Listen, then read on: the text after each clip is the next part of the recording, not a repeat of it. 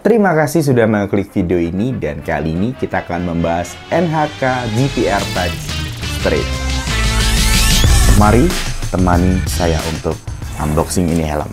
Jadi NHK GPR Tech Street ini adalah replika dari NHK GPR Tech yang biasa dipakai pembalap untuk di MotoGP, Championship Eropa, Asia, dan kejuaraan nasional. Jadi feelingnya bakalan sama seperti GPR Tech, yang dimana notabene GPR Tech itu lebih mahal dibandingkan yang Street ini. Mari kita buka. Jadi setelah aku unboxing R1 Max kemarin NHK, menurutku aku harus cobain untuk NHK yang full face, apalagi yang harganya lumayan nih. Karena menurutku NHK perlu dimasukin list dimana kalian tuh punya wishlist helm gitu loh. Patut dipertimbangkan. Dan kita buka. Jadi tadi aku unboxing, plastiknya ini aku lepas. Yang menurutku ini plastik lebih melindungi ke dusnya. Di saat melindungi helmnya ini ada layering kardus dan yang pasti bubble wrap. Oh gini, bentar. Lihat cuy ini. Ada busa seperti ini. Jadi shapingnya itu pas dengan helm biar di saat kardusnya tuh agak remuk tuh nggak kepentok kiri ke kanan. Jadi pas di saat dibanting atau amit-amit itu dibanting sama kurirnya itu aman. Ini plus untuk pengiriman NHK, good job. Dan ini helmnya. Start dengan bubble wrap yang segede gaban. First look, ini untuk casingnya sama seperti NHK R1 Max dengan bahan yang sama, dengan warna yang sama, dengan emboss NHK yang ada di sini. And then dapat visor untuk yang black, kita simpan dulu. Dan salah satu keinginan saya juga untuk melengkapi line up yang dari beberapa brand dan salah satunya NHK ini karena satisfying gitu loh. Aku ngelihatnya ternyata build quality-nya bagus juga gitu loh. Ternyata masih ada pelindungnya juga. Ini buat mungkin biar bener-bener aman, tidak ada dent khusus gitu kan ya. Untuk di pengiriman kan kita nggak tahu juga kondisi helmnya di mana. Yang di belakang ini karena ada built-in spoilernya, diamanin pakai busa seperti ini. Karena BMX putih. NHK GPR Tech Street White. Dan kalian tahu, pasti tahu dong, kewajiban di saat kita unboxing helm adalah satisfyingnya di bagian sini.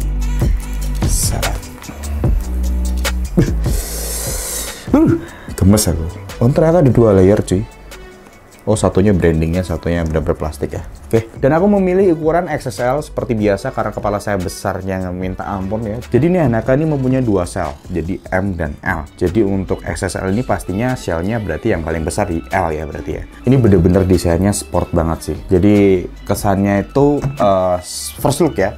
Di saat kita nanti menggunakan motor sport atau motor yang dengan kecepatan akselerasi yang lumayan, itu posisi tuck-in ini benar-benar aerodinamisnya terdeliver secara sempurna. Nanti kita akan coba di jalan ya, kira-kira gimana. Kita bahas dulu detailnya.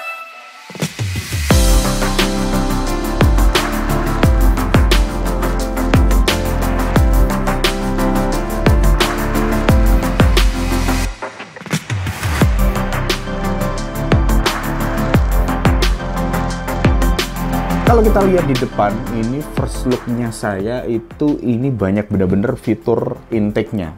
Ada 1, 2, 3, 4. Yang pasti yang normalnya helm sport atau helm full face itu ya pasti di atas ada lah ya. Terus di atas ini ada juga sistem intake-nya. Terus yang di bawah juga untuk nose. Jadi kan apa mungkin konsepnya kena angin gitu ya. Terus untuk visor lock-nya bener-bener gede banget. Dan ini kayak gimana ya? Entah ini akan meribetkan atau enggak, tapi menurutku ini sistem lock-nya itu lebih membantu di saat kita bener-bener misalkan pas lagi di sirkuit ya. Kadang ada beberapa case di mana visornya itu tidak tertutup dengan sempurna, nggak ngelock dengan sempurna, membuat visor ini buka. Jadi untuk yang di sirkuit Mandalika kemarin itu ada salah satu rules yang aku lupa kasih tahu ke kalian. Jadi visor itu harus selalu tertutup karena alasan utamanya pasti safety ya. Di saat ada kerikil atau apapun yang kita nggak bisa prediksi masuk ke muka itu akan membuat cedera khusus dan sebagainya. Maka dari itu staff dari Mandalika mengharuskan visornya benar-benar tertutup. Dan ini sistem locknya bener-bener kenceng banget. Ini jadi sistemnya tuh kayak gini. Jadi pas di saat dimasukin, lock, udah masuk nih, masih bisa di lock lagi, klak gitu. Jadi lebih aman dan lebih safety. Oke, kita lihat yang pasti visornya ini untuk naikin turunnya nggak terlalu sulit, untuk satu tangan sudah pasti bisa, dan ini nggak ada kayak sistem ratchet yang kayak klak klak klak klak gitu loh. Jadi ini masih kayak los gitu, yang menurutku karena fungsional utama sport intinya tutup enggak gitu loh, buka tutup gitu loh. Jadi ya menurutku nggak masalah gitu loh. Dan sudah ada pin lock ya. Bisa dilihat dengan range harganya, pasti sudah tersedia beberapa fasilitas seperti helm-helm line up yang tinggi-tinggi gitu loh. Kita buka dulu ininya, ada buku panduan dan sebagainya. Kita coba buka, isinya apa aja. Air Plus. Oh, di mana nih posisinya? Oh, ternyata ini Air Plus ini sebagai tutup atau knob yang ada di bagian mulut atau dekat dengan hidung. Jadi posisinya dia ini sistemnya knockdown.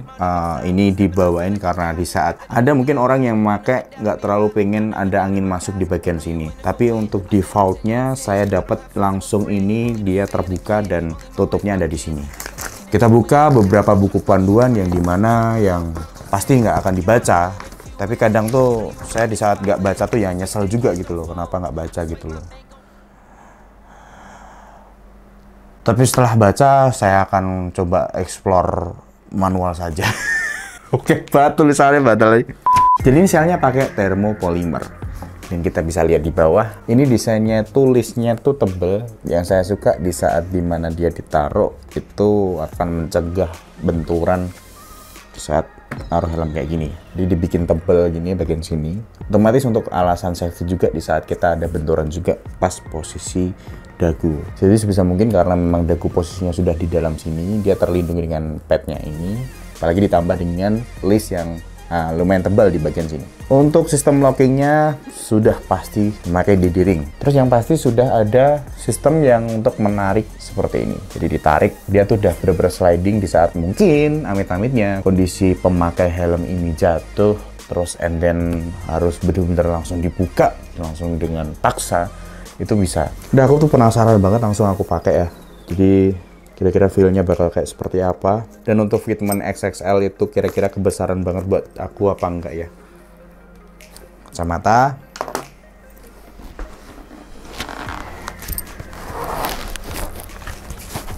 Oke. Kita cek untuk orang yang berkacamata. Yang di sini sudah ada fitur rel kacamatanya. Jadi nggak perlu takut di saat orang yang berkacamata memakai helm seperti ini. Aman. Masuk dengan sempurna. Jadi ada beberapa helm sport yang busanya tuh bener-bener cuman kayak segini doang. Ini ternyata sampai dalam sih. Jadi ini ada extension. Nah, ini ada extension bener-bener untuk melindungi bagian sininya. Jadi saat kalian pakai balaclava itu akan lebih melindungi lagi di bagian sini. Jadi ya untuk di saat kalian apa ya, kayak aku nih ya, dagunya kegedean gitu. Dia tuh bener-bener nempel dan kayak menyerap keringat gitu loh. Nah, misalkan ini ya, kita lihat ya. Ini kan nutup nih. Nah, ini ada sistem locknya di sini nih. Tak, gitu. Udah, ini kalau misalkan ini bener-bener ngelock banget ini, nggak bakal naik lagi. Ini misalkan pas tuck in gitu, nggak bakal ketarik cuy.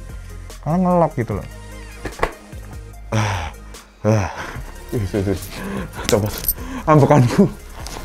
Kalau pakai helm full face. Kalau pakai helm full face gak di jalan tuh kalau sumo tenan. Yang aku maksud di sini ada chin guard yang 2 layer itu. Dia tuh semacam extension gini lah. Nah, jadi kayak misalkan cuman pakai sesimpel ini juga bisa. Ini salah satu yang menarik kenapa saya memilih helm ini. Jadi busanya itu katanya NHK bisa meredam 40% suara kebisingan dari luar ke dalam. Dan ini menarik untuk dibahas nanti saat di motor ya. Kita lihat desain dari belakang ya seperti ini. Makanya tadi aku bilang ya, maksudnya looks-nya kayak pembalap, bukan untuk balapan. For racing track. Karena kalau racing track ya NHK menyarankan untuk langsung ke NHK GPR Tech yang benar-benar GPR Tech. Tapi kalau yang seri ini adalah GPR Tech Street, yang dimana street untuk on the road, yang jalanan seperti biasa. Dan kita mulai akan membongkar dalamannya seperti apa ya. Kira-kira gampang apa enggak, bongkarnya masukinnya gampang atau enggak. Busa dalamnya biasanya putih sih ya, tapi ini hitam. Dan ini ada tulisan juga busanya itu untuk shellnya memang ukuran L ya. Jadi kan ada dua ukuran tadi ya, M dengan L. Dan ini ukuran L, di sini ada keterangannya untuk busanya ini. Jadi perbedaan simpelnya ada di bagian ininya ya. Apa sebenarnya gabus sih gitu. Untuk membedakan antara L, XL dan XXL yang saya pakai ini adalah XXL.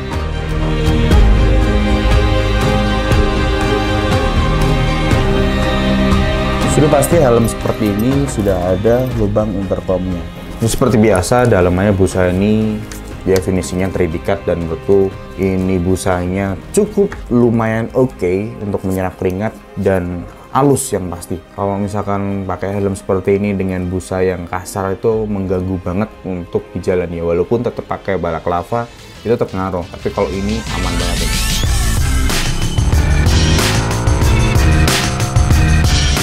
Oke, kita akan langsung coba di atas motor dan kali ini langsung kita tes untuk tuck-in. Surprisingly ini helm cukup kedap. Jadi feel waktu make itu ini BMX menggunakan knalpot standar tapi dibobok ya.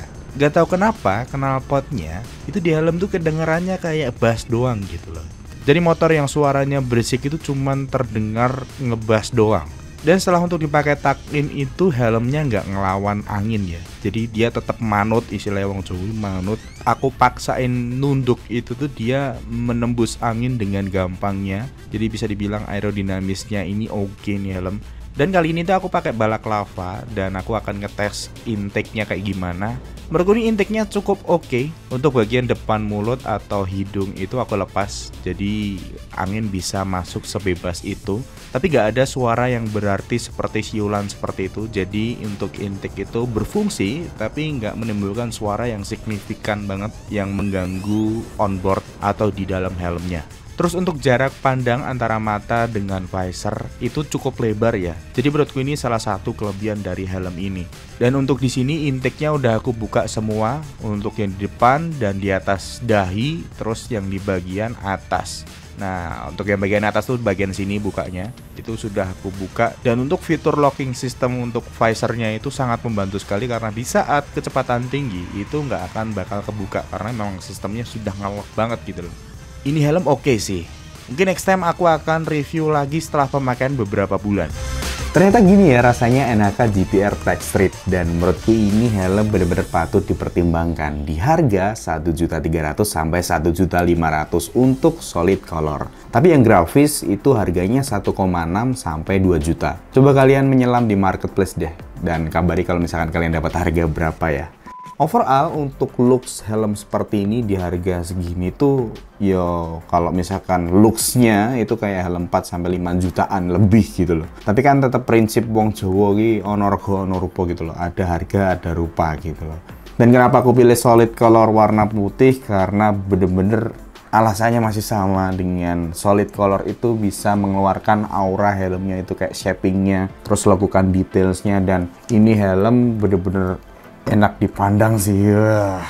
Nek nganggo BMX sih kayak feel-nya rasanya balapan tenan gitu. Terus untuk masalah fitting itu valid dan menurutku ini nggak kegedean dan nggak kekecilan di ukuran XXL seperti saya. Coba kalian cek di marketplace dan ya cek ada ukurannya NHK ini untuk ukuran kepala kalian. Pastikan bener karena untuk masalah fitting itu bener-bener krusial banget. Jadi kalau bisa kalian tuh bener-bener nggak kebesaran, nggak longgar, dan ya nggak kenceng banget karena itu bakal menyiksa kepala. Karena hal-hal seperti itu sudah dipikirkan dari pabrikan. NHK ini sudah mempunyai developer yang sangat hebat untuk menciptakan NHK GPR Tech. Mempersimpel dengan NHK GPR Tech Street yang pasti sudah diperhitungkan secara matang gitu loh. Buat kalian gimana? Tulis komentar di bawah dan terima kasih sudah melihat video ini.